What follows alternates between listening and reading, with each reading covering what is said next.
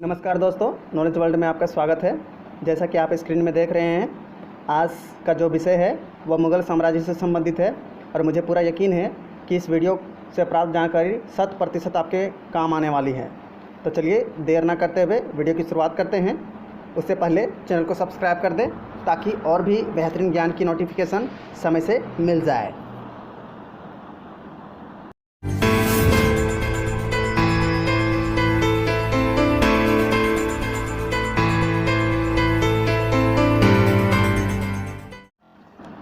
बाबर का जन्म कब हुआ था?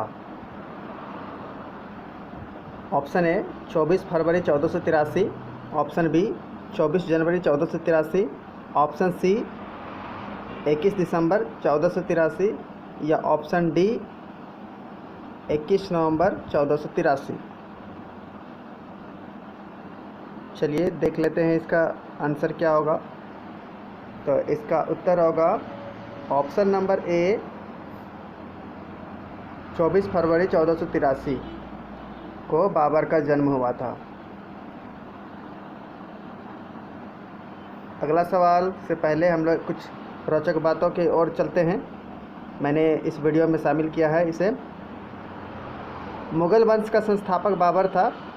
बाबर एक उत्तरवर्ती मुग़ल शासक, तुर्क एवं सुन्नी मुसलमान था। तो इससे भी सवाल बनाए जा सकते हैं, लेकिन मैंने सोचा कि आपको इसे विस्तृत कथन के रूप में ही आपको है सो समझा दूं कि मुग़ल शासक जो बाबर थे वे मुग़ल के संस्थापक हुए हैं और ये एक उत्तरवर्ती, याद रखना है, उत्तरवर्ती मुग़ल शासक हुए। तुर्की एवं सुन्नी मुसलमान थे। तो तुर्की और सुन्नी मुसलमान थे, ये याद रखने योग्य बातें हैं बाबर के विषय में।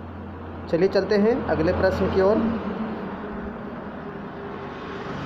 अगला प्रश्न स्क्रीन पे है, बाबर ने बादशाह की उपाधि धारण कब की?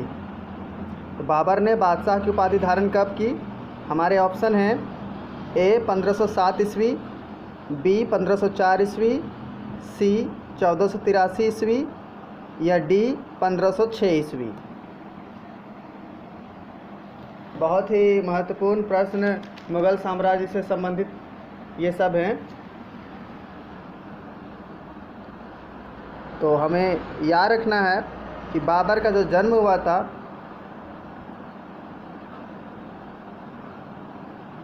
उसके बाद एक कड़ी को जोड़ा गया है इस वीडियो में, वो था कि बादशाह की उपाधि बाबर ने कब धारण की। तो हमें याद रखना है 1507 ईस्वी। 1507 ईस्वी को बाबर ने बादशाह की उपाधि धारण की और 1483 ईस्वी, ये भी याद रखना है, ये जो है वो उनका जन्म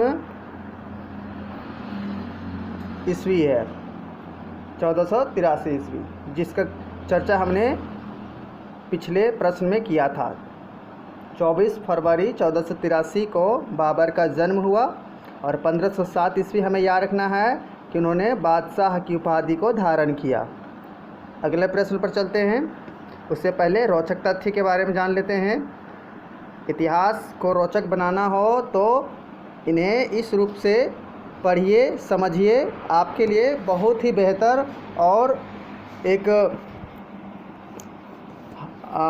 निरंतर जो कहा जाता है कि याद रखने की योग्य ये जो टॉपिक्स हैं, इन्हें याद इसी रूप से रखा जा सकता है। इन्हें रटना नहीं है, इन्हें सिर्फ समझना है। तो जैसा कि स्क्रीन पर देख सकते हैं कि बाबर के पिता उमर शेख मिर्ज़ा थे। मतलब बाबर के पिता का नाम उमर शेख मिर्ज़ा था, जो फरगाना नामक छोटे राज्य के शासक थे। तो अगर पूछा जाता है कि बाबर के पिता कौन थे, तो बाबर के पिता उमर शेख मिर्ज़ा और ये फरगाना नामक एक छोटे राज्य के शासक थे। चलते हैं अब अगले प्रश्न की ओर। अगला प्रश्न है, बाबर ने भारत पर कितनी बार आक्रमण किया? बाबर ने भारत पर कितनी बार आक्रमण किया? ऑप्शन हमारे इस प्रकार हैं। ऑप्शन ए 10 बार, ऑप्शन बी 5 बार, ऑप्शन सी 7 बार और ऑप्शन डी 4 बार। इसका सही जवाब जो होगा वो होगा ऑप्शन नंबर बी, 5 बार। 5 बार इन्होंने भारत पर आक्रमण किया था, ये याद रखना है। चलिए रोचक तथ्य की ओर आगे बढ़ते हैं। जैसा कि इस वीडियो में बाबर के विषय पर जितने भी सवाल महत्वपूर्ण बनाए जा सकते थे, इसके विषय पर ही इस वीडियो को बनाने का मेरा मकसद था। तो चलिए चलते हैं रोचक तथ्य।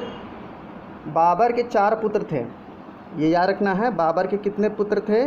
तो 4 पुत्र थे, हुमायूं, कामरान, अस्करी और हिंडाल। ये याद रखना है कि बाबर के 4 पुत्र हुए, हुमायूं, कामरान, अस्करी और हिंडाल। चलिए आगे चलते हैं और अगला प्रश्न देखते हैं। अगला प्रश्न है, पानीपत का प्रथम युद्ध जो कि 21 अप्रैल 1526 ईस्वी को 21 अप्रैल 1526 ईस्वी को हुई थी, यह युद्ध किसके बीच हुई? तो पानीपत का प्रथम युद्ध याद रखना है, 21 अप्रैल 1526 ईस्वी को हुई थी। और ये युद्ध किसके किसके बीच में हुई थी? ऑप्शन ए अफ़गानों एवं बाबर, ऑप्शन बी मेदिनी राय एवं बाबर, ऑप्शन सी इब्राहिम लोदी एवं बाबर, या ऑप्शन डी राणा सांगा एवं बाबर। इसका सही जवाब हो जाएगा option number C, Ibrahim Lodi एवं बाबर के बीच 21 अप्रैल 1526 ईस्वी को पानीपत का प्रथम युद्ध हुआ था, जिसमें बाबर की जीत हुई और यहीं से भारत में मुगलिया सल्तनत का आरंभ हुआ था। चलते हैं अगले प्रश्न की ओर। उससे पहले रोचक तथ्य। बाबर को भारत पर आक्रमण करने का निमंत्रण पंजाब के शासक दौलत खां और मेवाड़ के शासक राणा सांगा ने दिया था। तो इसे याद रखना है। अगर ये भारत की जब मुगलिया सल्तनत का काल प्रारंभ हुआ है प्रथम पानीपत के युद्ध के बाद, तो इनको यहाँ का न्योता निमंत्रण किसने दिया? तो दौलत खां, याद रखना है, दौलत खां और राणा सांगा। दौलत खां और राणा सांगा। अगर प्रश्न पूछा जाए दौलत खां कहाँ के शासक थे, तो याद रखना है ये पंजाब के शासक थे। और राणा सांगा, तो राणा सांगा जो थे वे थे मेवाड़ के शासक। चलिए एक रोचक तथ्य समाप्त होता है यहाँ पर। एक और रोचक तथ्य के बारे में जानकारी ले लेते हैं।